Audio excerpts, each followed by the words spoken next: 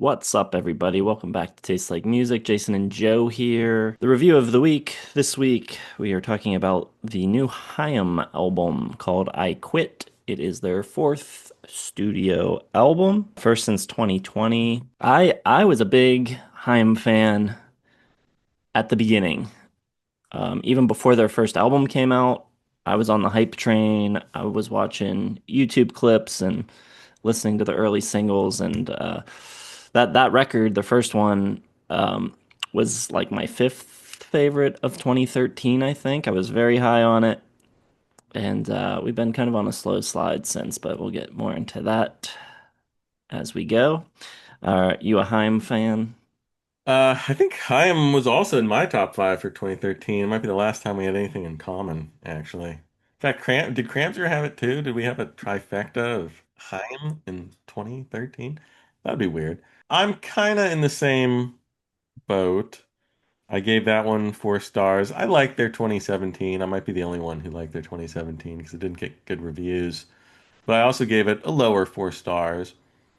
And then Women in Music Part 3, I thought was half good and half kind of boring.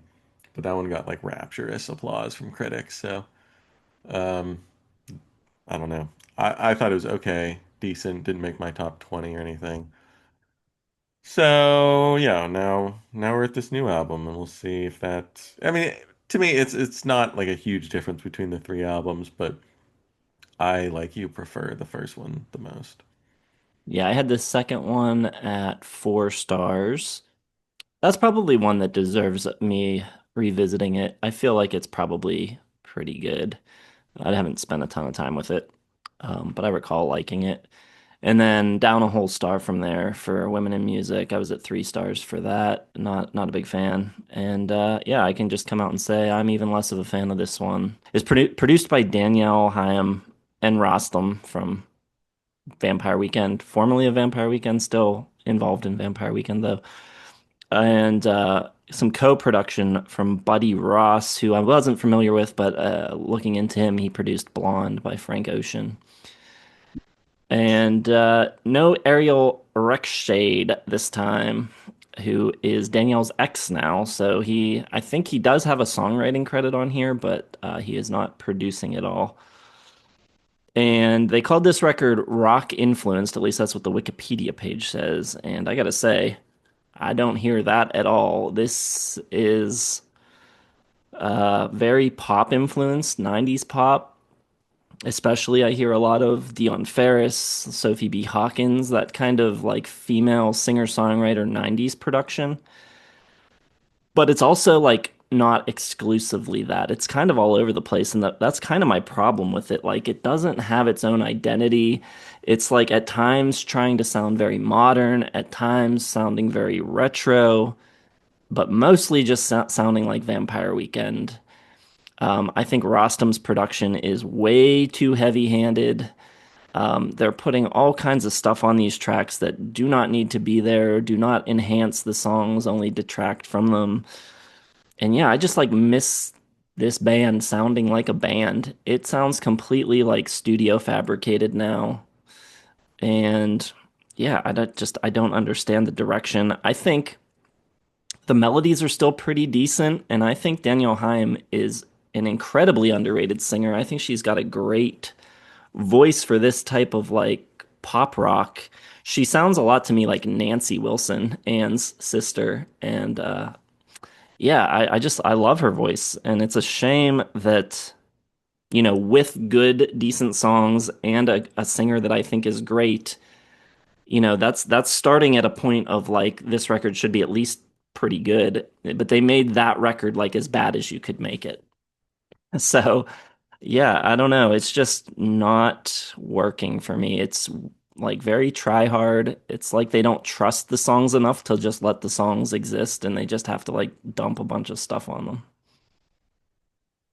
Yeah, I kind of agree with that. The Sophie B. Hawkins thing, definitely. I was trying to figure out which 90s like female sort of pop star this album cribbed most from. I also get a lot of Sheryl Crow in here. Anything there's a couple sort of country rock leaning but not like real country rock like Sheryl Crow kind of. And I like Sheryl Crow, I do, but a lot of the songs kind of have that vibe. The instrumentation and the production I don't like. I'm with you there. It's both like natural sounding, like there's a lot of acoustic guitars and acoustic instruments on it, but like the drums and bass are very like hip hoppy, modern pop sounding, like too loud in a lot of cases. Um, it all sounds too quantized, like things are just a little too perfect. And I think that, I don't know, I think it just detracts from their should be position as a like leading female rock band. And like you, I don't really hear much rock on here. There's a couple of guitar solos which are some of the worst I think I've ever heard. Almost as bad as Magic by Rude or Rude by Magic.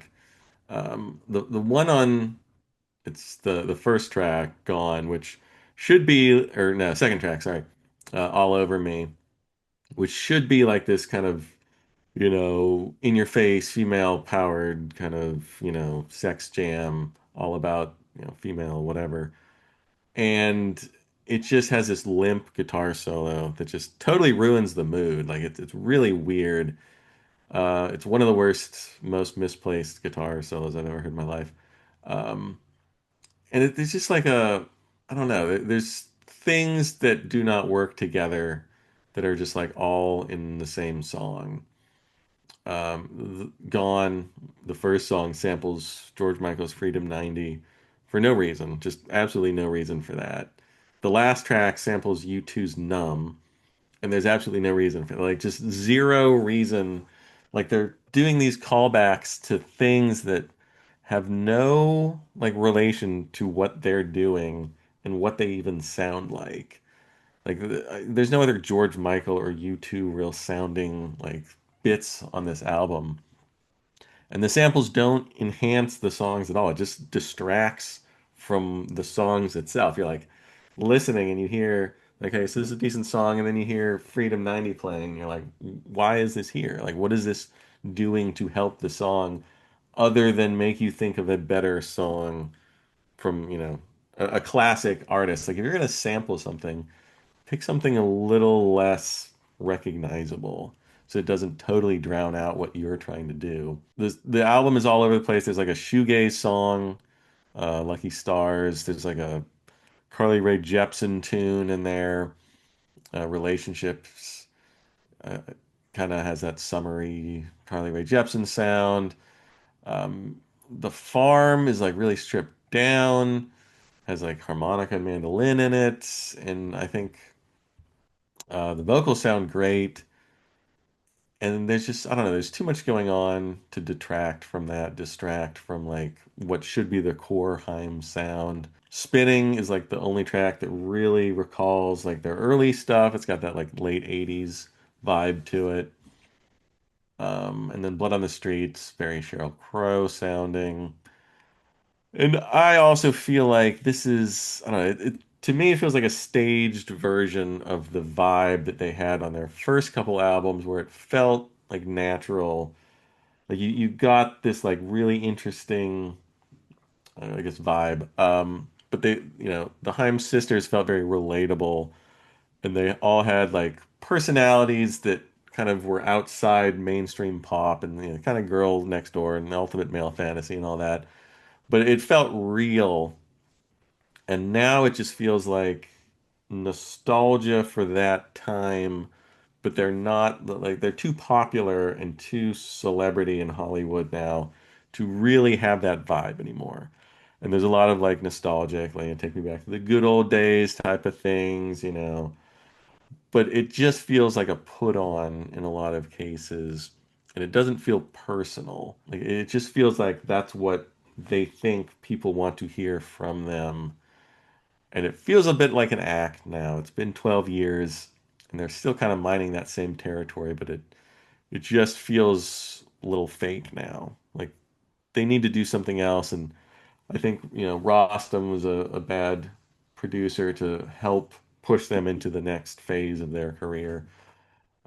So Yeah, I was pretty disappointed with this. I didn't really like any of the singles I heard, so I wasn't like really, devastated that the rest of the album doesn't hold up. But I think it's like a high 3 stars, but it's not a promising direction at all.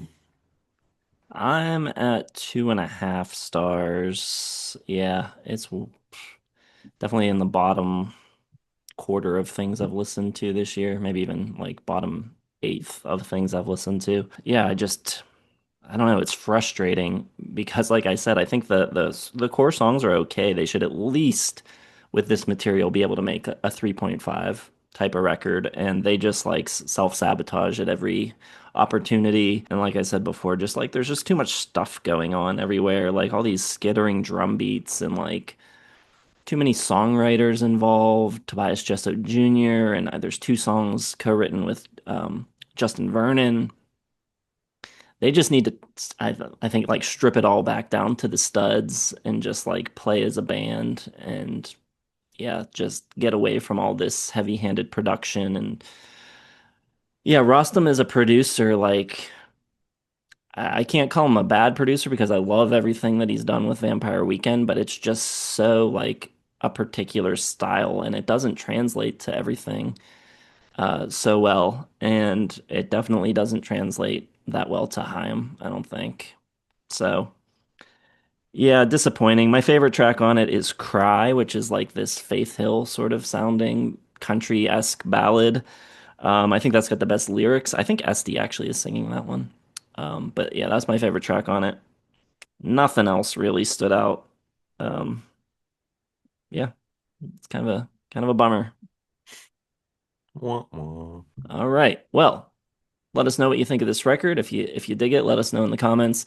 Hit the like button, subscribe to the channel, hit the bell for notifications, and check the video description. You can find all of our social media linked there, as well as our merch and our Patreon and our record label. And yeah, we'll see you in the next one. Thanks for watching.